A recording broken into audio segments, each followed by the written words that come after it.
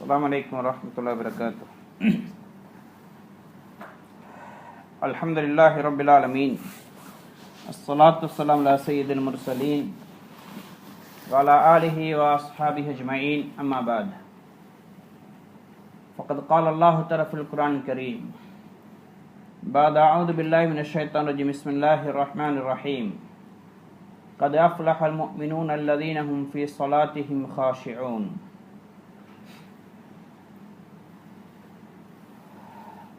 وقال تعالى واستعینوا بالصبر والصلاة وإنها لكبيرة إلا للخاشعين. وقال نبی صلی اللہ علیہ وسلم اذا صلى أحدكم فإن الله ينسب وجهه لوجه عبده فلا يلتفت او كما قال علیہ الصلاۃ والسلام. கண்ணியமிக்க சகோதரர்களே, பெரியார்களே, சென்ற வாரத்துக்கு முந்தின வாரமும் இன்றைக்கு நாங்கள் அடைய வேண்டிய மிகப்பெரிய ஒரு தேவையான அத்தியாவசியமான விஷயம் பற்றி ஞாபகப்படுத்தப்பட்டது. ஆனால் அது நிறைய பேருக்கு அது தேவையா இல்லையான்னு கூட இருக்கிறதோ தெரியாது. அது உண்மையில ரொம்ப அவசியமான ஒரு விஷயம். அதுதான் இபாதத்தை கொண்டு, தொழுகையை கொண்டு எவ்வாறு இன்பம் அடைகிறது, தொழுகையோட டேஸ்ட்டை, இன்பத்தை எவ்வாறு உணர்றது. அல்லாஹு தாலா தொழுகையில மிகப்பெரிய இன்பத்தை வைத்திருக்கின்றான். ஆனால் இன்னைக்கு அந்த தொழுகையில இன்பம் எனக்கு தெரியுதா, அல்லது அதை அப்படி ஒரு விஷயம் ஒன்று இருக்குது, அதை நான் அடையணும் என்ற ஆசை இருக்குதான்னு பார்த்தா ரொம்ப குறைவாத்தான் இருக்குது. அதனால் தான் ஞாபகப்படுத்தப்பட்டது, உலகத்தில் ஆகப்பெரிய மிஸ்கீன், ஆகப்பெரிய ஏழை யாருன்னு சொன்னால், யாரு தொழுகை இன்பத்தை அடையலையோ அவர்கள்தான் உலகத்தில் ஆகப்பெரிய மிஸ்கீன்கள், ஆகப்பெரிய ஃபக்கீர். யாருக்கு தொழுகையில் இன்பம் கிடைச்சிருக்கோ அவங்க உலகத்தில் ஆகப்பெரிய செல்வந்தர்கள், ஆகப்பெரிய பணக்காரன். கோடிக்கணக்கில் காசு இருக்குது, பெரிய கோடீஸ்வரர், நிறைய பங்களா, நிறைய வாகனங்கள், நிறைய சொத்துக்கள், இவனல்ல உண்மையில பணக்காரர். இவருக்கு தொழுகையில் இன்பம் கிடைச்சிருந்தா அவர் பணக்காரர் தான். ஆனால் யாருக்கு தொழுகையில் இன்பம் கிடைச்சிருக்கோ, அவர்கிட்ட எதுவுமே இல்லாட்டியும் அவர் செல்வந்தன். குர்ரத் ஐனி ஃபி ஸலா, தொழுகையில் என்னுடைய கண் குளிர்ச்சிருக்கு நபி ஸல்லல்லாஹு அலைஹி வஸல்லம் சொன்னாங்க. இன்றைக்கு என்னோட கண் குளிர்ச்சி தொழுகையில் இருக்குதா, தொழுகையில் எங்களுக்கு சந்தோஷம் வருதா என்று பார்த்தா ரொம்ப குறைவான மக்கள் தான் சொல்லுவாங்க, எனக்கு தொழுகண்டா சரியான உயிர் மாதிரி, உசுரு, தொழுகண்டா அவ்வளோ ஆசை, எனக்கு தொழுகண்டா இன்பம் அப்படின்னு எங்கள் சொல்கிறாங்க, ரொம்ப குறைவு.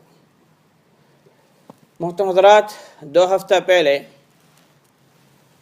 जुम्मा में मैंने अर्ज़ किया था, आज हर मुसलमान के लिए जो सबसे बड़ी ज़रूरत है, जिसका हुसूल के बग़ैर इंसान की कामयाबी का कोई तवक्को नहीं होता, उसके बारे में आपके सामने याद कराया कि अल्लाह पाक ने नमाज के अंदर लज्जत रखा है. नमाज की लज्जत कैसे हासिल करना है. आज बहुत से लोगों को इसका पता नहीं है कि नमाज के अंदर लज्जत है या नहीं, या जिनको पता है नमाज के अंदर लज्जत है, उसको हासिल करने के लिए क्या करना है, इसका हुसूल का क्या तरीका है, उसको हासिल करना या नहीं करना चाहिए, इसका कोई एहसास नहीं होता. ये बहुत बड़ी अफसोस की बात है. इसलिए मैंने कहा था कि उलमा इकराम की राय हैं कि आज दुनिया का सबसे बड़ा मिस्कीन और फ़कीर वो हैं जिसको नमाज की लज्जत नहीं मिली हो. सबसे बड़ा मालदार वो हैं जिसको नमाज की लज्जत मिली हो. जिसकी नमाज की लज्जत नहीं मिली, अगरचे वो कितना बड़ा करोड़पति क्यों ना हो, اس کے پاس کتنے محلات کیوں نہ ہو، کتنی گاڑیاں کیوں نہ ہو، دکان ہو، جو بھی ہو، لیکن وہ اللہ کی نگاہ کے اندر مسکین ہیں۔ اور جس کو نماز کی لذت ملی، ہاں اس کے پاس کچھ بھی نہیں ہے، لیکن وہ سب کچھ اس کو مل گیا، وہ سب سے بڑا دولت مند ہیں۔ کیوں؟ اللہ کے نبی صلی اللہ علیہ وسلم فرمایا قرۃ عین فی الصلاۃ، میرے آنکھوں کی ٹھنڈک نماز کے اندر ہے۔ கண்ணியமிக்க சகோதர பெரியார்களே, முதலாக நாங்கள் முடிவெடுக்கணும், இந்த தொழுகையோட இன்பத்தை நாங்கள் அடையணும். அப்படி இல்லாமல் நாங்கள் மூத்தாயிடக்கூடாது என்ற உறுதியான எண்ணம் இருந்துட்டால் அடையண்ட ஆசை வரும். இன்றைக்கி எங்கள் எல்லாருக்கும் தெரியும், உலகத்திலேயே காசு பணம் இல்லாட்டி உலகத்தில் நிம்மதியாக வாழ முடியாதுன்னு நாங்கள் விளங்கி இருக்கிறோம். அதனால் இன்றைக்கு முயற்சி செய்கிறது, தியாகம் செய்கிறது, கஷ்டப்படுறது லேசாக இருக்குது. தொழுகையில் இன்பத்தை அடையணும் என்ற தேவையை நாங்கள் உணரல, அதனால் அதை படிக்கவும் தயாரில்லை, அதை பற்றி கேட்கவும் விருப்பம் இல்லை, அதுக்காக முயற்சி செய்ய ஆசையும் வருதில்லை. इसलिए हजरात हमें ये फैसला करना चाहिए कि मुझे नमाज की लज़्ज़त हासिल करना है। जब इंसान तय कर लेता है तो इसको हासिल करने के लिए कोशिश करेगा,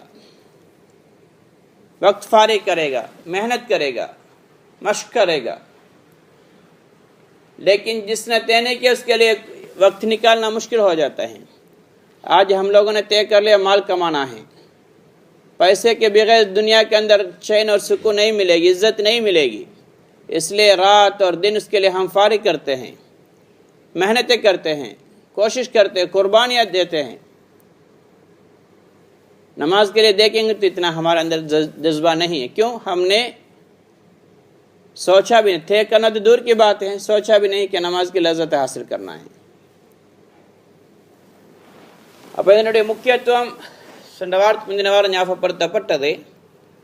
அது அடையிறண்டா சில விஷயங்களை நாங்கள் கையாள வேண்டியிருக்குது. அதில் முக்கியமான 3 விஷயங்கள் ஞாபகப்படுத்தப்பட்டது. முதலாவது, தொழுகையில ஹுஷூ ஹுது, அல்லாஹ்வுடைய சிந்தனை, அல்லாஹ்வுடைய அச்சம், இன்பம் உண்டாகிறதா இருந்தால் வுதுலிருந்தே ஆரம்பிக்கணும். வுது செய்யும் பொழுதே வுதுலையே நாங்கள் அல்லாஹ் அஞ்சணும், வுதுலையே அந்த சிந்தனையை கொண்டு வரணும். வுது செய்யும் பொழுது பூர்த்தியாக செய்யணும். துனியாட பேச்சுக்கள், துனியாட சிந்தனை இல்லாமல் அமைதியாக முழுமையான முறையில் வுதுவ செய்யணும். இதனால் தொழுகையில் ஹுஷூ ஹுது உண்டாகும். தொழுகையில் எந்த அளவுக்கு ஹுஷூ ஹுது இருக்கும் அந்த அளவுக்கு தான் தொழுகையில் இன்பம் உண்டாகும். இதே மாதிரி வெளி வாழ்க்கையில் பார்வையை பாதுகாத்து கொள்ளணும். எந்த அளவுக்கு ஹராமான உலகத்துடைய மகத்துவத்தை உண்டாக்கக்கூடிய பார்வை விஷயங்கள்ட்டும் பார்வையை பாதுகாப்போமோ அந்த அளவுக்கு தொழுகையில் சிந்தனை எல்லாம் பக்கம் முன்னோக்கும், அந்த அளவுக்கு தொழுகையில் இன்பம் உண்டாகும். இதே மாதிரி நாங்கள் யாருக்கு முன்னாடி நிற்க வாரோம் என்ற உணர்வோடு வரணும். யாருக்கு முன்னாடி நிற்க போகிறோம், யாரோட நாங்கள் பேச வந்திருக்கிறோம், யாரோட உரையாட வந்திருக்கிறோம், யாரை வணங்க வந்திருக்கிறோம் என்ற உணர்வு இருக்கணும். அதான் நபி ஸல்லல்லாஹு அலைஹி வஸல்லம் சொன்னாங்க, குல்லுக்கும் முனாஜின் ரப்பஹு ஃபீ ஸலாத்திஹி. உங்கள் ஒவ்வொருவரும் தொழுகையில் தன்னுடைய இறைவனோட உரையாடுறாங்க, இறைவனோட பேசுகிறாங்க, ரகசியம் பேசுகிறாங்க. அப்படியான ஒரு இபாதத்தன் தொழுகை. வெறும் தக்பீர் கட்டி சலாம் கொடுக்கும் வரைக்கும் எழும்புறதும் குனிறதும் சில வார்த்தையில் ஓதுறதல்ல தொழுகை. அது செயல்கள். இதெல்லாம் சேர்ந்து அல்லாஹ்வுடைய சிந்தனையோடு அல்லாஹ் நான் பேசுகிறேன், அல்லாஹ்க்கு முன்னாடி நிற்கிறேன், அல்லாஹ் வணங்குறேன் என்ற உணர்வோடு நாங்கள் வணங்கினால் இதுதான் அல்லாஹ் இடத்துல கபூலாகும். इसलिए हजरात 2 हफ्ते पहले मैंने इसकी अहमियत के बारे में बात किया था और इसकी हुसूल के लिए, उसके हासिल करने के लिए क्या करना चाहिए, उसमें कुछ बातें आपके सामने अर्ज़ किया। उनमें से एक बात यह है कि नमाज के अंदर खुशू और खुजू पैदा करने के लिए, क्योंकि जब तक खुशू और खुजू पैदा नहीं होगा तो नमाज की लज़्ज़त हासिल नहीं होगी। اس لیے اس کے لیے وضو سے ہی اپنے آپ کو تیار کرنا ہے. جب وضو کرے تو اس دوران بھی خشوع اختیار کرے، یعنی دنیاوی باتوں سے پرہیز کرے، غیر ضروری باتوں سے پرہیز کرے، اسراف نہ کرے، وضو کو پورے طور پر اچھے طریقے سے کرے. اس کے اثرات نماز میں نظر آئے گی. اور باہر نامحرم چیزوں سے، محرمات سے، اور جن باتوں کی وجہ سے دنیا کی اہمیت، دنیا کی بڑائی دل پہ بیٹھ جائے، ان باتوں سے اپنے نگاہوں کی حفاظت کرے. جتنے حرام چیزوں سے، لا یغنی چیزوں سے، لا یعنی چیزوں سے اپنے دل نگاہوں کی حفاظت کرے گا، اتنا اس کے دل کی حفاظت ہو جائے گی. کیونکہ جو نظر دیکھتی ہے وہ دل پہ اثر پڑتا ہے، وہ ریکارڈ ہو جاتا ہے اور ڈاؤن لوڈ ہو جاتا ہے دل کے اندر، تو اس کے اثرات نماز میں نظر آئیں گے. اس لیے نگاہوں کی جتنا حفاظت کرے گا باہر، اتنا اس کی نماز کے اندر لذت پیدا ہوگی اور خشوع خضوع پیدا ہوگی. اور ان جذبہ کے ساتھ آنا چاہیے کہ میں کس کے سامنے جا رہا ہوں، کس کے پاس جا رہا ہوں، میں کس سے بات کرنے کے لیے، کس سے ملنے کے لیے جا رہا ہوں. رب العالمین کے سامنے جا رہا ہوں، اس سے ملنے کے لیے، اس سے باتیں کرنے کے لیے. نماز کوئی معمولی عبادت نہیں ہے بھائیو. نماز کے بارے میں اللہ کے نبی صلی اللہ علیہ وسلم فرمایا، کلکم مناجن ربہ فی صلاتہ، آپ میں سے ہر فرد، ہر بندہ اپنے رب سے مناجات کر رہا ہے نماز کے اندر. ہم اللہ سے باتیں کر رہے ہیں، اس لیے اس جذبہ کے ساتھ آئیں گے تو پھر نماز کے اندر وہ کیفیت پیدا ہوگی جس سے لذت آئے گی. گنم کے سہودرے پریارகளே، இந்த உணர்வோடு நாங்கள் தொழுகைக்கு வருவோம் என்று சொன்னால், நான் அல்லாஹோட பேச போறேன், அல்லாஹுக்கு முன்னாடி நிற்கிறேன். அல்லாஹ் யாருன்னு விளங்கணும். அப்பதான் அல்லாஹ்க்கு முன்னாடி நிற்கிறது, அல்லாஹ் வணங்குறது, அல்லாஹோட பேசுறது என்பது மிகப்பெரிய சந்தோஷமாக இருக்கும், பெருமையாக இருக்கும். மனசில் அதனுடைய பெருமதி தெரியும். இன்னைக்கு அல்லாஹ் விளங்காட்டி அல்லாஹுடைய பெருமதி எங்களுக்கு வரலன்னு சொன்னால் எவ்வளோதான் சொன்னாலும் தொழுகையில் இன்பம் வராது. எவ்வளோ சொன்னாலும் தொழுகையில் இன்பம் வராது. ஏன்? அல்லாஹுடைய பெருமதி உள்ளத்தில் இல்லையே. துனியாவுடைய பெருமதி இருக்குது என்றால் அல்லாஹுடைய பெருமதி உள்ளத்தில் வராது. அதனால் அல்லாஹுடைய பெருமதி உள்ளத்தில் இறக்கணும். அல்லாஹுடைய பெருந்தன்மையை பேசி, அவனுடைய மகத்துவத்தை பேசி, நாங்கள் அல்லாஹுடைய பெருந்தன்மையை, குதிரத்தை, வல்லமை உள்ளத்தில் கொண்டு வரணும். இப்னு கையிம் ஜௌஸி ரஹ்மத்துல்லாஹி அலைஹி அவங்க சொல்கிறாங்க, சிலவங்க தொழுகையை ஆரம்பிக்கிறதே பொய்யான வார்த்தையை கொண்டு தான், பொய்யை சொல்லி தொழுகை ஆரம்பிக்கிறாங்க. அது எப்படி கேட்டால், இவர் அல்லாஹு அக்பர் என்று சொல்றாரு, அல்லாஹ் மிக பெரியவன்.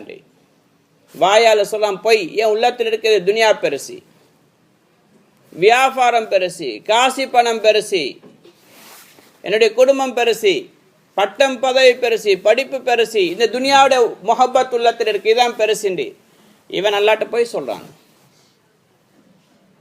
அப்ப என்னட்டு உள்ளத்தில் இன்னும் வரலன்னா தொழாமிக்கிறா இல்லை. தொழுகையில பெருந்தன்மையை கொண்டு வரதுக்கு நீங்க வெளியில முயற்சி செய்யுங்க. வஸ்துக்கள் நம்பிக்கை உள்ளத்திலிருந்து எடுங்க, அல்லாஹ்வுடைய பெருந்தன்மை உள்ளத்தில் கொண்டு வாங்க.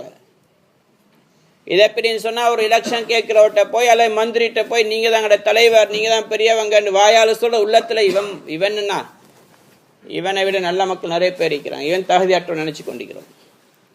இதை மாதிரி தான் அல்லாஹ்விடத்துல போய் அல்லாஹு அக்பர், யா அல்லாஹ் நீதான் பெரியவன் என்று சொல்றான். ஆனா உள்ளத்துல துனியா பெருசாக இருந்தா இது போய் சொல்றான்.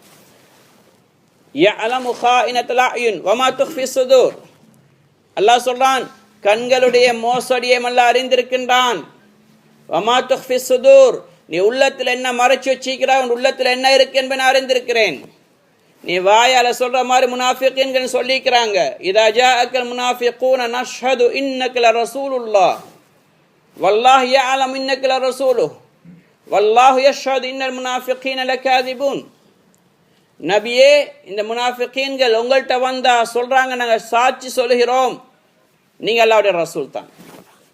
இது வாயால, உள்ளத்துல இவன் யாருன்னு சொல்லிட்டு போறாங்க. அல்லாஹ் சொல்றான் வல்லாஹு யஅலம் இன்னக லரசூலு, அல்லாஹ்க்கு தெரியும் நீங்க அல்லாஹ் ரசூல் தான், அல்லாஹ்க்கு தெரியும் அல்லாஹு அக்பர் தான். ஆனா இவன் உள்ளத்தில் இவனுக்கு அல்லாஹ் அக்பர் இல்லை, இவனுடைய உள்ளத்தில் அல்லாஹ் ரசூல் என்ற பேச்சு இல்லை, நீங்க அல்லாஹ்வுடைய ரசூல் என்ற உணர்வு இல்லை.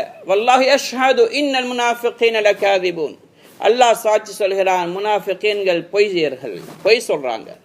இதே மாதிரி இப்னு கையிம் ஜௌஸி ரஹ்மத்துல்லாஹி அலைஹி சொல்றாங்க, எவன் அல்லாஹு அக்பர் என்று தக்பீர் கட்டுறானோ அல்லாஹ் மிக பெரியவன் என்று சொல்லி உள்ளத்தில் துனியாவுடைய முஹப்பத்தை நேசத்தை வச்சு கொண்டிருக்கிறான் என்று சொன்னால் இவன் பொய் சொல்கிறான், பொய்யை கொண்டு தொழுக ஆரம்பிக்கின்றான். ஏன் உள்ளத்தில் இருக்கிறத அல்லாஹ் பார்த்து கொண்டிருக்கிறான். அல்லாஹ் சொல்லான் லன் யனால அல்லாஹ லுஹூமுஹா வலா திமாஉஹா வலாக்கின் யனாலுஹு தக்வா மின்கும். நீங்க குர்பான் கொடுக்கிற இந்த ஆடு மாட்டுடைய இறைச்சியோ ரத்தங்களோ எங்கள்கிட்ட வாரதில்லை. நீங்க செய்யற இந்த ருக்கு, இந்த சுஜூத், இந்த கிராத், இது எங்கள்கிட்ட வாரில்லை. வலாக்கின் யனாலுஹு தக்வா மின்கும், உங்களோட உள்ளத்தில் என்ன கைஃபியத், என்ன சிந்தனை, என்ன உணர்வு, எந்த எண்ணம் இருக்குதோ அதான் எங்கள்கிட்ட வருது. உள்ளத்தில் அல்லாஹு அக்பர் இருக்கா, அதுதான் எங்கள்கிட்ட வருது. நீ சொன்ன வார்த்தை அல்ல, உள்ளத்தில் இருக்கக்கூடியது. நாங்க பொய்யர்கள் ஆயிடக்கூடாது சகோதரர்களே. அப்ப எங்கள் உள்ளத்தில் அல்லாஹ்வுடைய மகத்துவத்தை கொண்டு வரணும். லா இலாஹ இல்லா அன ஃபஅபுத்னி வஅகிமிஸ் ஸலாத்த லிذிக்ரி. அல்லாஹ் தஆலா மூசா அலைஹிஸ்ஸலாத்தோட தூர் சீனா மலையில வச்சு ஆரம்பத்தில் பேச நேரம் சொன்னான், என்னை தவிர வணக்கத்துக்குரிய நாயன் யாருமே இல்லை, ஃபஅபுத்னி என்ன வணங்குங்கோ, வஅகிமிஸ் ஸலாத்த லிذிக்ரி தொழுகையை நிலைநிறுத்துங்க, என்ன திக்ர் செய்யறதுக்காக வேண்டி, என்ன ஞாபகம் செஞ்சுக்கணும் என்னுடைய சிந்தனையோட. தொழுகையுடைய உயிரை திக்ர், அல்லாஹ்வுடைய சிந்தனை, குஷு, குஷு இல்லாட்டிய மையத், உடம்பிற்கு தான மௌத்து, ரூஹ் இல்லை. இப்ப எவ்வளோ இரக்கமான கணவனாக இருந்தாலும் இரக்கமான மனைவியாக இருந்தாலும் அல்ல வாப்பால உம்மவாக இருந்தாலும் மௌத்தாகிட்டார் என்றால் அன்றைக்கு நைட் கூட அதே கட்டில யார் தூங்க தயார்? இவ்வளோ காலம் கூட தூங்கினன் தானே, படுத்தன் தானே, மனைவி தானே, சகோதரன் தானே, வாப்பா உம்மான்னு சொல்லி யாராலும் தூங்குவாங்களா? இல்லை. ஏன்? ரூஹ் இல்லை. ஒரு பயம் கொண்டு வரும், திடுக்கம் கொண்டு வரும். இதேதான் தொழுகையில ஹுஷு இல்லை என்று சொன்னது மையத்து, இறந்து போன தொழுகை, அதோட எங்களுக்கு இன்பம் வராது. தொழுகண்டா கஷ்டம், பள்ளிக்கு வாரண்டா கஷ்டம், இமான் ஜமாத்துனா விருப்பம் கொண்டு வராது. தொழுகைக்கான நேரம் ஒதுக்குறேன்னு சொன்னா மனசுக்கு பாரமாக தெரியும். ஏன்? தொழுகையில் உயிர் இல்லாம போச்சு, ரூஹ் இல்லை. ரூஹ் எது? ஹுஷு, இறை அச்சம், தொழுகையுடைய இன்பம், இது எங்களுக்கு வரல. அதனால தொழுகைக்காக வேண்டி எதுவும் எங்களுக்கு செய்ய முடியாது. நேரம் கிடைச்சா தொழுவோம், இல்லாட்டி இல்லை, அவ்வளவுதான். इसलिए हजरात नमाज के अंदर तो जब हमें एहसास हो किसके सामने हम जा रहे हैं, किसके सामने खड़ा होना है, फिर नमाज के अंदर उसकी बड़ाई दिल पे आएगी. अगर हम अल्लाह का एहसास नहीं, अल्लाह की बड़ाई, अल्लाह की अजमत का दिल के अंदर न हो तो कैसे अल्लाह की बड़ाई मस्जिद के अंदर आके नमाज के अंदर कैसे आएगी? इसलिए इसकी मेहनत बाहर करना है.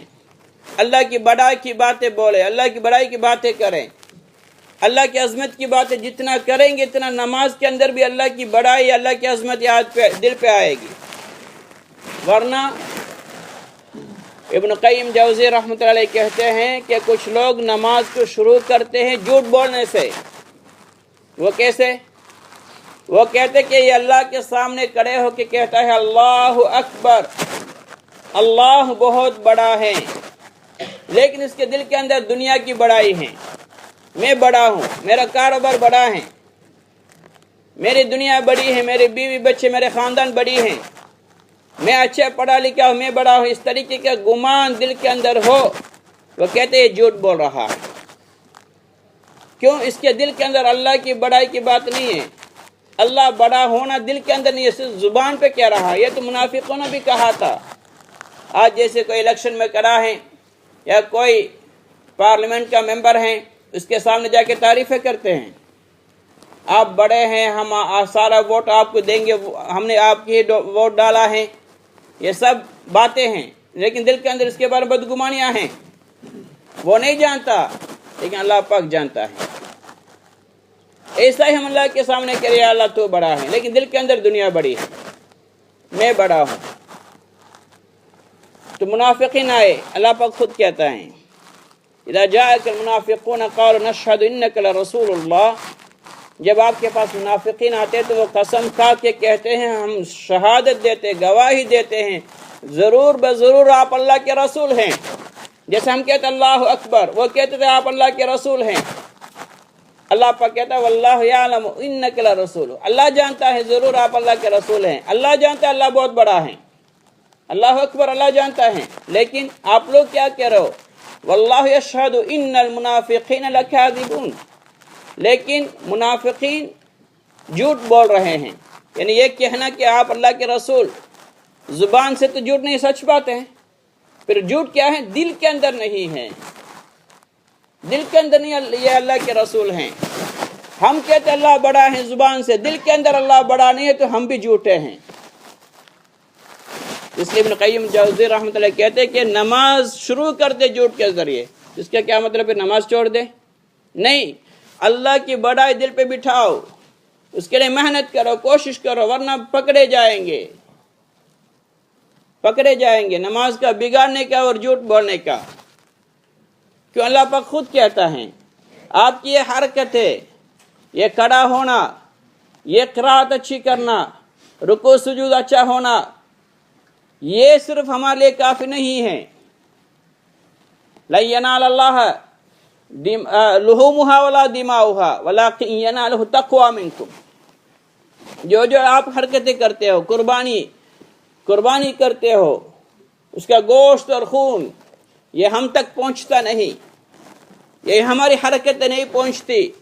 ولیکن ینالہ تقوی منکم, بلکہ آپ کے دل کی کیا کیفیت ہیں, دل کی کیا سوچ ہے, کیا جذبہ ہیں, کیا احساس ہے, کیا فکر ہیں, کیا نیت ہیں, وہی ہم تک پہنچتے ہیں. نماز کا بھی یہی حکم ہے, ہر عبادت کا بھی. یعلم خائنۃ الاعین وما تخفی الصدور, اللہ پاک کہتا ہے وہ تو آنکھوں کی اشاروں کی بھی اللہ جانتا ہے, اور دل کے اندر کیا چھپا کے رکھا ہے اس کو بھی جانتا ہے. دل کے اندر اللہ اکبر ہیں یا دنیا اکبر ہیں یا مال دولت اکبر ہے, اللہ جانتا ہے. اس لیے دل کے اندر اللہ کی بڑائی ہو, پھر نماز کے اندر لذت آئے گی, نماز کے اندر خشوع آئے گی, نماز پڑھنے کے لیے دل لگے گا. آج ہمیں نماز میں آنا مشکل ہے, مسجد میں آنا مشکل ہے, بہت باری لگتا ہے. ٹائم نکالنے کے لیے بزی کہتا مجھے ٹائم نہیں مسجد میں آنے کے لیے. کیوں؟ نماز کی لذت دل کے اندر نہیں ہے. نماز اللہ بڑا ہے, اس کے سامنے کھڑا ہونے کے احساس نہیں ہے. دنیا بڑی ہے, اس کے لیے وقت فارغ کرنا آسان ہے. இன்னைக்கு அல்லாஹ் பெரியவன் உணர்வு இல்லை, இதனால பள்ளிவாசலுக்கு வர முடியாமல் இருக்குது. இன்னைக்கு துனியா பெருசின் உள்ளத்தில் இருக்குது, அதனால துனியாவுக்காண்டி நேரம் ஒதுக்க எந்த நேரம் டைம் அவருக்கு கிடைக்குது, சிரமம் இல்லாமல் ஒதுக்குறாரு. ஏன்? அல்லாஹ் அக்பர் அல்ல, துனியா அக்பர். துனியா பெருசின் உணர்வு இருக்கு சகோதரர்கள், இதுதான் உண்மை. இந்த எண்ணம் இருக்கும் வரைக்கும் தொழுகையில் இன்பம் எங்களுக்கு தெரியவே தெரியாது, தொழுகையில் இன்பம் அடையவும் முடியாது. ஆனால் தொழுகையில் இன்பம் அடையாட்டி நாங்கள் தான் பெரிய மிஸ்கின் என்ற உணர்வு எங்களுக்கு இருக்கும், நாங்கள் தான் மிகப்பெரிய ஏழை, தொழுகையில் இன்பத்தை அடையாதவர்கள், நஷ்டவாளிகள். அதனால் இந்த இன்பத்தை அடையிற அல்லாஹ்வுடைய பெருந்தன்மை உள்ளத்தில் கொண்டு வரணும். அல்லாஹ் மிக பெரியவன், அவனை விட பெரியவங்க உலகத்தில் எதுவுமே கிடையாது, அவனை விட பெருசு என்பது எதுவுமே இல்லை. இது அடிக்கடி ஞாபகப்படுத்தப்படுது தொழுகையில். சமி அல்லாஹு லிமன் ஹமிதா, ருக்கூல் சுஜூத், இந்த அதாவது ருக்கூலின் மேலே வார நேரம், இதை தவிர மற்ற எல்லாம் அல்லாஹ் அக்பர் தான். எத்தனை தடவை தொழுகையில் ஞாபகப்படுத்தப்படுது. இப்போ கூட எங்களை சிந்தனை அல்லாஹ் அக்பர் என்ற உணர்வு தொழுகைக்குள்ள வரலன்னா என்ன தொழுகை சகோதரர்களே? இதனால் என்ன பிரயோஜனம்? வாக்கிமி ஸலாத்த லிதிக்ரி, என்னுடைய ஞாபகத்துக்காக என்னை சிந்தனையில் கொண்டு வரதுக்கான தொழுவுண்டு அல்லாஹ் சொல்றான். இன்னைக்கு தொழுதுட்டு போற அவனுக்கு அல்லாட சிந்தனை இல்லை. தொழுகையில் ஷைத்தான் வந்து மறந்த பழைய விஷயங்களை ஞாபகப்படுத்துவான். எந்த விஷயங்கள் வெளியில நினைவு வராதோ அதையெல்லாம் ஷைத்தான் தொழுகையில் ஞாபகப்படுத்துவான். அவனுடைய முயற்சி அப்படித்தான். இப்போ ஷைத்தானை விட்டு பாதுகாத்துக் கொள்ள என்ன செய்யறது? எங்கட சக்தி இல்லை. உதாரணமாக இப்போ ஷைத்தானை நாங்கள் விரட்ட பார்த்தோம்னு சொன்னால், விரட்டினா போவான் திரும்ப வருவான், திரும்ப வெட்டினா போவான் திரும்ப வருவான். அவனுடைய குணம் அதுதான், விரட்ட விரட்ட வந்து கொண்டே இருப்பான். எப்படி ஒரு நாயன் இருக்கு, ஒரு வீட்டுக்கு போகிறீங்க, அந்த நாய் குறைச்சி கொண்டிருக்குது, கொஞ்சம் அமைதிப்படுத்துறீங்க, அது அமைதியாக திரும்ப குறைக்க தொடங்குது. இப்போ என்ன செய்றீங்க, வீட்டுக்காரரை கூப்பிட்டு நாயை கொஞ்சம் அமைதிப்படுத்துன்னு சொன்னால் அதை அமைதிப்படுத்திடுவார், அவர் கண்ட்ரோல் பண்ணுவார், கடிக்க வர நாயை பிடிச்செடுப்பார். இதே மாதிரி தான் ஷைத்தானுடைய தீங்கி விட்டு பாதுகாக்கிறது அல்லாஹ்விடத்தில் தான் பாதுகாப்பு தேடணும். فَإِمَّا يَنزَغَنَّكَ مِنَ الشَّيْطَانِ نَزْغٌ فَاسْتَعِذْ بِاللَّهِ. உங்களுக்கு ஷைத்தானுடைய ஊசலாட்டங்கள் வரும் பொழுதெல்லாம் அல்லாஹ் கொண்டு பாதுகாப்பு தேடுங்க. அஊது பில்லாஹி மினஷ் ஷைத்தானிர் ரஜீம் என்று சொல்லுங்க. ஷைத்தானுக்கு அவனுடைய விரும்பக்கூடிய காரியங்களுக்கு நீங்கள் ஈடுபடாதீங்க. எப்போ ஈடுபடுறாங்களோ வெளியில் அவனுக்கு மற்ற இடங்கள்லாம் சும்மா தானாக வந்து சேருவான். ரமலானில் ஷைத்தான்கள் விலங்கிடப்படுறாங்க. அப்படி இருந்தும் கூட ஏன் இடையே பாவம் நடக்குதுன்னு கேட்டால், இவங்க வருஷம் ஃபுல்லாக 11 மாதங்கள் ஷைத்தானுடைய நண்பர்களாக இருக்கிறாங்க, தோழர்களாக இருக்கிறாங்க, வீட்டில் அவனை தான் தங்க வச்சிக்கிறாங்க. ஒரு மாதத்துக்கு வெளியாக்குறது என்பது கஷ்டம் சகோதரர்களே. இவன் உள்ளத்தில் ஷைத்தானுடைய ஊசலாட்டம் நிரம்பி இருக்குது. ஒரு மாதத்தில் வெளியே போகிறது என்பது கஷ்டம். இப்போ திடீரென வெளியே போகிறான்டா எவ்வளோ கஷ்டமாக இருக்குது. சொல்கிறோமா இல்லையா, காசு கொடுத்து இவர் போட்ட பங்கு போட்டே தான் பார்ட்னர்ஷிப் காசு. அப்படி திடீர்னு தெரியல, குறைஞ்ச 3 மாதத்துக்கு முந்தி சொல்லணும், 4 மாதத்துக்கு முந்தி சொல்லணும், அப்போ தான் தருவோம். அது அமௌண்ட் பெருசுனா வருஷத்துக்கு முந்தி சொல்லணும். இப்போ ஷைத்தான உள்ளத்தில் இந்த குடியேற்றிக்கிறவனை வெளியாக்கினா தான் சகோதரர் ரமலானுடைய மாதத்தில் உள்ளுக்கு இருக்க மாட்டான், தொழுகையில் வெளியே இருப்பான். இது நாள் முழுவதும் அவனுடைய பழகிறது, அவனுடைய தன்மைகள் அவனுக்கு வழிபடுறது, அவன் சொல்ற மாதிரி எல்லாம் செய்கிறது, அவனுடைய நெருங்கிய கூட்டாளியாக இருக்கிறது. தொழுகைக்குள்ள வந்தால் ஷைத்தானை வெளியே போட பார்க்கறது நடக்காது சகோதரர்களே. ரமலான் மாதத்திலையும் ஷைத்தான் வருவான். விலங்கிடப்பட்டும் கூட பாவம் செய்கிறாங்களா இல்லையா ரமலான்ல? எல்லாருக்கு மாறு செய்கிறாங்களா இல்லையா? ஏன் காரணம்? வருஷம் முழுவதும் அவனோட புலங்குற, அவனோட பழகிறது. அல்லாஹு தஆலா சொல்கிறான், அலமாஹதலைக்கும் யா பனி ஆதம் அல்லா தாபுது ஷைத்தான். என்ன ஆதமுடைய மக்களே, அல்லாஹ் எவ்வளோ இறக்கமாக கேட்குறான். உங்களோட நான் உடன்படிக்கை செய்யலையா? உங்களோட நான் எக்ரிமெண்ட் போடலையா? எக்ரிமெண்ட் நீ சைன் பண்ணிக்கிறாய், உன்னைத்தான் நான் வணங்குவேன், ஷைத்தானை வணங்க மாட்டேன் என்று சொல்லி. லா தஅபுது ஷைத்தான், ஷைத்தானை வணங்காதே என்று ஒன்று எக்ரிமெண்ட் பண்ணலையா? இன்னஹு லக்கும் அதுவும் முபீன், அதுக்கு மேலே நான் சொல்லியிருக்கேன் பகிரங்கமான விரோதின்னு வேற. நீ ஏன் அவனை வணங்கினார்? வாணியம் போது நிஹாதா சிராத்து முஸ்தகீம், என்னையே வணங்குங்க. அல்லாஹ் சொல்றான், என்னையே வணங்குங்க, எனக்கு வழிபடுங்க, இதுதான் சீரான பாதை. ஷைத்தானை வணங்குறன் என்ன சகோதரர்களே, அவனுடைய மஷூரா படி சொல்றது, அவனுடைய சைக்கினையும் படி சொல்றது, அவன் சொல்ல மாதிரி செய்யறது, இதுதான் ஷைத்தானுக்கு வழிபடுறது. ஷைத்தான் ஒரு நாளும் நீ தொலை போகாதேன்னு சொல்ல மாட்டான். கொஞ்சம் சொன்னீங்க, இப்போதானே பாங்க சொல்லிருக்கு, இன்னொரு 5 நிமிஷத்தில் போ, இப்போதானே பெல் படுது, கொஞ்சம் ஆஃப் ஆக்கிட்டு ஒரு 5 நிமிஷத்தில் எழும்பும். இப்படியே இல்லாமல் ஆக்கிடுவான் சகோதரர். இப்படித்தான் ஷைத்தான் வழி எடுக்கிறது. அவனோட வேலை தான். கியாமத்து நாளில் ஷைத்தான் சொல்லுவான், இன்னல்லாஹ வஅதக்கும் வஅதல் ஹக்கி வவஅதுக்கும் ஃபஅக்லஃப்துக்கும். அல்லாஹ் உங்களுக்கு ஹக்கான முறையில் வாக்குறுதி அளிச்சானே, அல்லாஹ் எவ்வளோ சத்தியம் பண்ணி, எவ்வளோ வாக்குறுதி கொடுத்து, எவ்வளோ உறுதிப்படுத்தி உங்களுக்கு அல்லாஹ் எத்தனை வாக்குறுதிகள் தந்தான், எவ்வளோ உங்களுக்கு உபதேசம் செஞ்சான், எவ்வளோ வாக்குறுதி அளித்தான். நீ அதை நம்பல.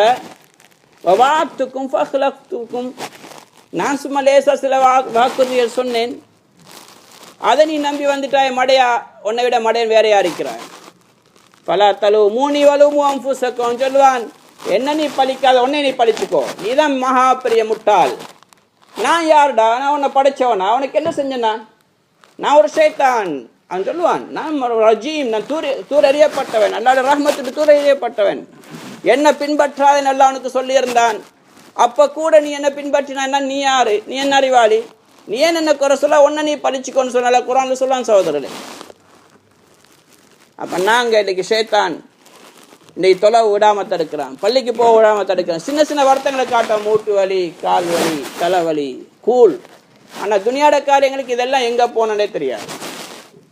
உலகத்துடைய காரியத்துக்கு எந்த நாளும் போறாரு, சுபகுக்கு முன்னாடி எழும்பி போறாரு, சுபகோட பயங்கர குளிரில் போறாரு, அதுக்கு குளிர் வழங்குதில்லை. பள்ளிக்கு வாரண்டா, தொழுகைக்கு வாரண்டா, அதான் கஷ்டமாக தெரியும்.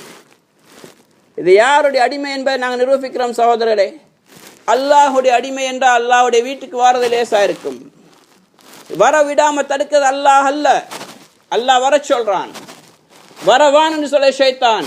இன்னைக்கு நாங்கள் வராமல் இருக்கிறோம்டா நாங்கள் அல்லாஹ்வுக்கு வழிபட்டோமா ஷைத்தானுக்கு வழிபட்டோமா? பள்ளிக்கு வர சொல்றான் அல்லாஹ், 5 நேரம் அழைக்கின்றான், அதுக்குள்ள ஏற்பாடு செஞ்சு தந்திருக்கிறான், கூப்பிடுறான், வான்னு சொல்றான், வந்தவனுக்கு இவ்வளோ நன்மாராயங்கள் இருக்குன்னு சொல்றான். இன்னைக்கு நாங்கள் வரலை, போகாதே, இப்போ வான்னு சொன்னங்க, இப்போ நாளைக்கு போன்று யாரு சொல்றான்? ஷைத்தான். அப்போ நாங்கள் வழிபடுறது அவனுக்கு தான். இவங்களை பார்த்து தான் நல்லா கேட்குறான், ஏன் உனக்கு நான் அவ்வளோ புத்தி சொன்னேனே, நீ ஷைத்தானை வணங்காதே, அவனுக்கு வழிபடாதே என்று சொல்லி உனக்கு நீ கேட்கலே? ஷைத்தான்னு சொல்லுவான். இவங்க சொல்லுவாங்க, உன்னால தான் வழிகட்டோம், என்னால எங்கடா வழிகட்டாய்? நான் உனக்கு என்ன சொன்னேன்? என்ன பின்பற்றுன்னு சொன்னேன். நான் உன்னை படைச்சவனா? உனக்கு நான் என்ன தந்தேன்?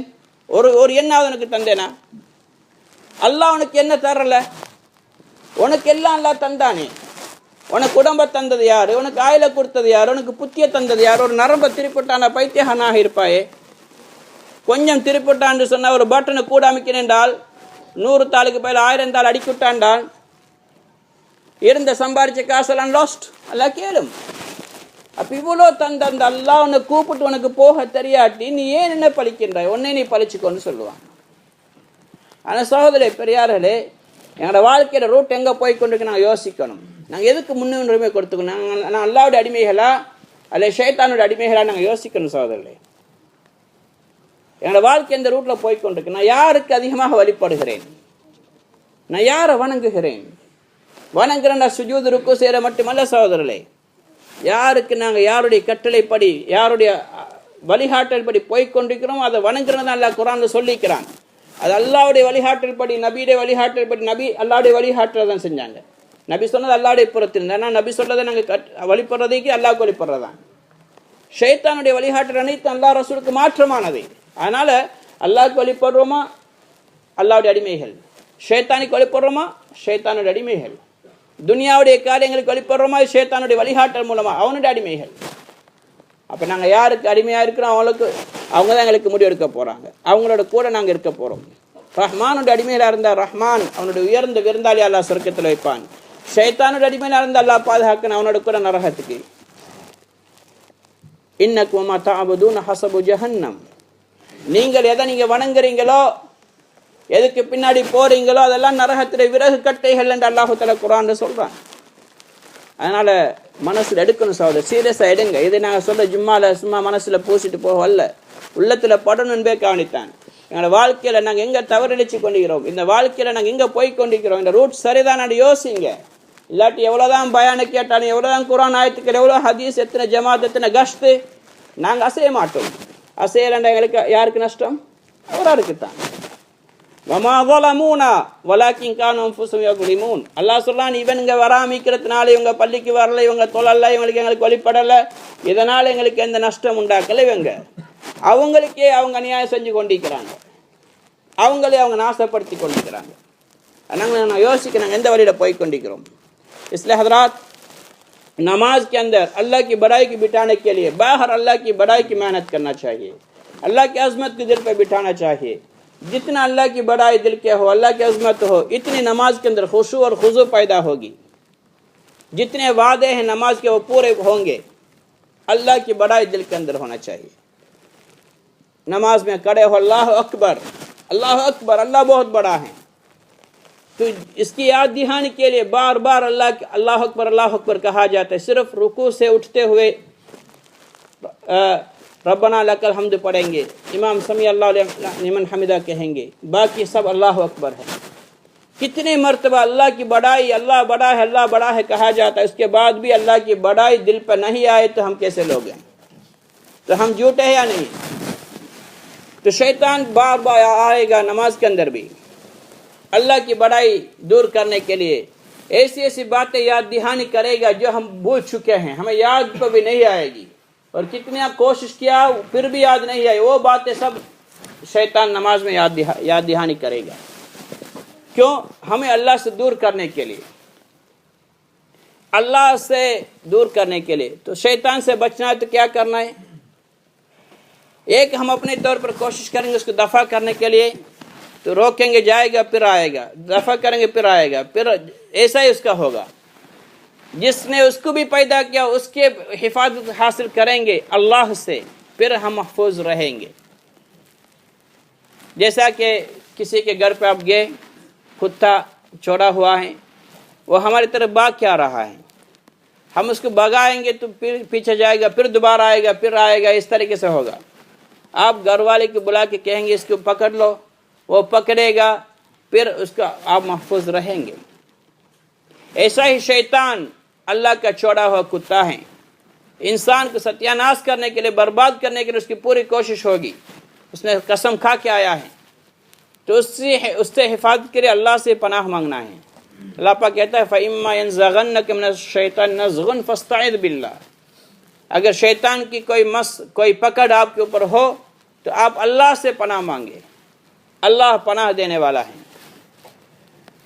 تو شیطان سے پناہ ہمیں اللہ نے یہ نہیں کہا کہ نماز کے اندر نہیں، ہر جگہ پر اس سے پناہ مانگنا ہے۔ پناہ اس سے مانگیں گے جس کو اپنا دشمن سمجھے، جس کو ہم دوست بنائے ہوئے ہیں، جس کے ساتھ ہمارا سب کچھ چل رہا ہے، کھانا پینا اس کے ساتھ ہو، کھیلنا بھی اس کے ساتھ ہو، ہر کچھ اس کے پاس اس کے ساتھ کریں، پھر نماز کے اندر آ کے اس سے اللہ سے پناہ مانگیں گے تو کہاں سے وہ دفع ہوگا؟ پوری زندگی اس کا دوست بنا ہوا ہے۔ اس لیے رمضان کے مہینے کے اندر شیطان کو اللہ پاک قید کر دیتے ہیں، اس کے باوجود بھی لوگ شیطانی کا کام کرتے ہیں۔ کیوں؟ پورے 11 مہینہ اس کے ساتھ سب کچھ کیا ہے، اس نے دوست بنا کے اس کے ساتھ چلا پھرا، کھایا پیا، کھیلا، ابھی آ کے رمضان کے اندر اس سے بچنے کی کوشش کرے گا تو وہ کہاں جائے گا؟ جیسے آپ کے گھر پہ کسی کو کرائے پہ دیا ہے یا آپ کے ساتھ پارٹنرشپ مال ڈالا ہوا ہے، ایک دم پیسہ مانگے تو آپ کہاں سے دیں گے؟ آپ کہیں گے 3 مہینے پہلے کہنا چاہیے، مجھے مہلت دینا چاہیے اس کو فارغ کر کے دینے کے لیے۔ پھر اگر اماؤنٹ بڑا ہے تو کہیں گے سال پہلے کہنا ہے۔ جب شیطان کا دوستی چلتے رہے تو کہاں 1 مہینے کے اندر وہ دفع ہوگا؟ وہ تو کبھی نہیں دفع ہوگا، کبھی بھی دور نہیں ہوگا، تو وہ ساتھ ہی رہے گا۔ رمضان کے اندر بھی ساتھ رہتا ہے، نماز کے اندر بھی ایسا ہی ہوگا۔ اس لیے باہر کی زندگی کے اندر شیطان کی وساوس سے بچنے کی کوشش کریں، اس کو دشمن بنائے، اس کی رہبری پر نہ چلے، اس کی باتوں کے نہیں مانے، وہی نیک کاموں سے ہمیں دور کرتا ہے۔ یامر بالفحشاء، گناہوں کا حکم وہی کرتا ہے، نیکیوں کا چھوڑنے کا حکم وہی کرتا ہے۔ اذان ہو رہی ہے یا ہمیں پتہ ہے اتنے بجے نماز ہیں تو شیطان ہی آ کے کہے گا ابھی نہیں جانا، بعد میں جاؤ، ابھی اذان ہوا، ٹائم بہت ہیں، تو یا ابھی سردی بہت ہیں، ٹھنڈی بہت ہیں، تھکاوٹ ہیں، وہ ہے یہ ہے کر کے سلا دیتا ہے، یا کہتا ہے گھر پہ پڑھو، کیا مسئلہ ہے؟ یہ کون کرے گا؟ اللہ پاک کرتا ہے یا شیطان؟ شیطان ہے۔ اللہ پاک تو نماز کے لیے بلا رہا ہے، دعوت دے رہا ہے، آؤ کر کے بلا رہا ہے، تو شیطان ہی دفع کرتا ہے۔ تو جو اللہ کی بات مانے گا وہ تو ضرور آئے گا مسجد میں، جو شیطان کی بات کو مانے گا وہ گھر پہ رہے گا، کام پہ رہے گا، دنیا کے کاموں میں لگے گا۔ جب دنیا کے کاموں کے لیے 4 بجے اٹھ کے جاتا ہے، کوئی ٹھنڈک نہیں، کوئی سردی نہیں، کہیں کسی ملک میں سفر کرنا ہے، فجر سے پہلے اٹھ کے تیار ہوتا ہے۔ جب فجر کی نماز میں آنا ہے تو مشکل لگ رہا ہے، مسجد میں آنا مشکل ہے، اور کہیں جانا ہے تیار ہے۔ یہ کیوں؟ ہم اللہ کے غلام نہیں ہیں بلکہ شیطان کے غلام ہیں، کہ اس کے حکم پر ہم چل رہے ہیں۔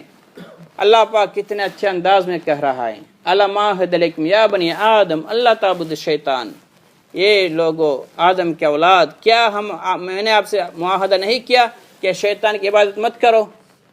انہ لکم عدو مبین، وہ تو کھلم کھلا اعلان آپ کا دشمن ہے۔ دشمن کو کون گھر پہ رکھتا ہے؟ پتہ ہے مجھے قتل کرے گا، مجھے کچھ کرے گا، تو کون گھر پہ رکھے گا؟ اپنے کمپنی میں کہاں رکھے گا؟ اس کو نکال دیتا ہے۔ شیطان کے بارے اللہ پاک نے صاف کہہ دیا کہ آپ کا دشمن ہے، کلم کلا ہے، یہ چھپا ہوا نہیں۔ قسم کھا کے آیا کہ میں ان کو لاغوینہم اجمعین، تیری عزت کی قسم ان سارے لوگوں کو میں گمراہ کروں گا۔ जहन्नम में ले जाऊंगा, उसके हर चलन हमें जहन्नम की तरफ ले जाने वाली हैं। इतना ऐलान उसने कसम खा के आया है। अल्लाह पाक भी कहता है वानिअबुदूनी हाज़ा सिरातुम मुस्तकीम, मेरी इबादत करो, यही सीधा रास्ता है। इबादत, शैतान की इबादत क्या है? उसके सामने नमाज पढ़ना, उसका पूजा करना, यही नहीं है, बल्कि उसके इशारों पर, उसके हुक्मों पर चलना, ये उसकी इबादत है। ये अल्लाह पाक यही अल्फाज इस्तेमाल किया है। तो ये जहन्नम में जाएंगे तो शैतान की मलामत करेगा, कहेगा इसी लाइन की वजह से मैं भी आया हूँ। वो कहेगा तुझे मुझे क्यों मलामत करता है?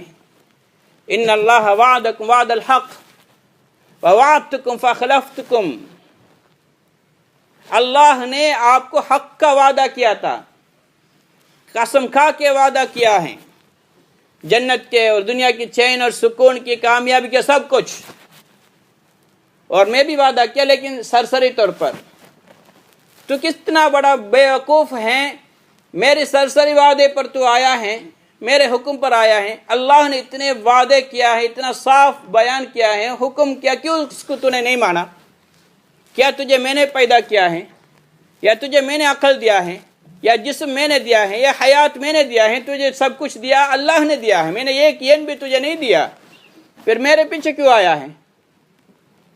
फला तलूमूनी वलूमू अंफुसकुम, अल्लाह पाक कहता है, शैतान कहेगा मेरा मलामत मत करो, तो अपना ही मलामत कर, मैं कितना बड़ा बेवकूफ़ हो, कमबख्त हो, अपना ही मलामत कर। क्यों? मैं शैतान के पीछे गया हूँ, किस बात की उम्मीद पे गया है, किस बात की वजह से गया है? इसलिए भाइयों, ये सारे शैतान की जाल हैं, छाल हैं कि हमें अल्लाह से दूर करने के लिए मस्जिद में आने से रोकता है, नमाज से रोकता है, दीन के कामों से रोकता है, नेक कामों से रोकता है। उसका यही इरादा है, हमें जहन्नम की तरफ ले जाना है। अगर हम अल्लाह के ग़ुलाम हैं तो अल्लाह के हुक्म की परवाह करेंगे, उसके पीछे जाएंगे, उसकी पैरवी करेंगे, उसकी मानेंगे। इबादत क्या है कि जिसके हुक्म पर चलना, अल्लाह के हुक्म पर, नबी के हुक्म पर चलना। नबी की बात नहीं, क्योंकि नबी का सारी बात अल्लाह की तरफ से हैं, इसलिए वो अल्लाह की इबादत में शामिल हैं। और शैतान के हुक्मों पर, उसके रास्ते पर चलना उसकी इबादत है। कुरान यही कहता है। आज हम अपने आप को देखना है, क्यों मुझे नमाज के अंदर खुशू पैदा नहीं हो रही, मेरे नमाज के अंदर अल्लाह की याद क्यों नहीं आ रही? इसलिए कि हमारा सारा करन, सारा हर काम, हमारा चलना फिरना, उठना बैठना, सब शैतान के साथ हैं, उन जैसे लोगों के साथ हैं। फिर नमाज के अंदर कहाँ से खुशू पैदा होगा, कहाँ अल्लाह की इबादत की तौफीक होगी? इसलिए अल्लाह पाक कहता है, या अय्युहल्लज़ीना आमनुत्तकुल्लाह वकुनु मअ सादिकीन, ये ईमान वाला अल्लाह से बचो, अल्लाह का तक़वा इख्तियार करो। इसके लिए आसान नुस्खा, नेक लोगों के साथ हो जाओ, सादिकीन के साथ हो जाओ, फिर आप भी तक़वादार बनेंगे। तलाश करना है कौन नेक लोग हैं। आप अपने ईमान की फ़िक्र करें, अपने ईमान को बचाने की कोशिश करें। मुफ्ती रफ़ी उस्मानी साहब दामत बरकातहुम जब इधर आए थे जापान में, तो उन्होंने ही इस आयत की तिलावत करके फरमाया, मैं कसम खा के कहता, इस दौर के अंदर सादिकीन जो दीन के काम के लिए अपने आप को फारिग करके, अपने माल और जान लेके जो फिरते रहते हैं, सच्चे तौर पर अल्लाह के दीन के लिए लगे हुए हैं, उन लोगों का मुराद इसमें उनके साथ हो जाओ, आप भी तक़वादार बनेंगे। जाहिर बात है, जब हमारा औकात इन लोगों के साथ, नेक लोगों के साथ होता है, चलना फिरना होता है, अपने अंदर भी सच्चाई आती है, तक़वा आती है। जब हम अलग हो जाते हैं, फिर इनसे दूर होते, तो हमारे अंदर फिर झूठ, फिर अल्लाह की नाफरमानियाँ हमारे अंदर आ जाती हैं। इसलिए तक़वा लामहाला हर वक्त हमारे साथ होना है, और तक़वा जितना होगा इतना नमाज के अंदर खुशू और खुजूर पैदा होगी, और नमाज के अंदर जितना खुशू होगा इतनी लज्जत भी आएगी। अल्लाह पाक मुझे भी आपको भी इस लज्जत को हासिल करने की तौफीक अता फरमाए. கண்ணியமிக்க சகோதரர்களே பெரியார்களே, அதனால் இன்றைக்கு ஷைத்தானுடைய வஸ்வசாக்கள் தீங்கிலிட்டு எங்களை பாதுகாத்துக் கொள்ளதா இருந்தால் அதுக்குள்ள முயற்சி நாங்கள் செய்யணும், அதுக்குள்ள சூழல் எங்களை ஆக்கி கொள்ளணும்.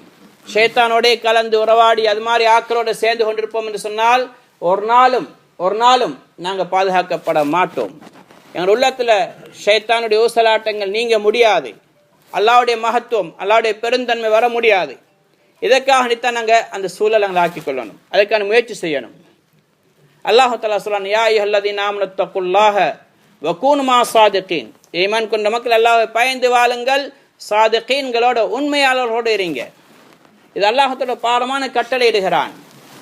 அல்லாஹ்வை பயந்து வாழ்றது எல்லா நேரத்திலும் கஷ்டமான காரியம். அதுக்கு லேசாக அல்லாஹ் தஆலா உண்மையாளர்களோடு இருக்கும்படி ஒரு லேசான வழியெல்லாம் காட்டுகிறான். உண்மையான மக்களை தேடி போங்க.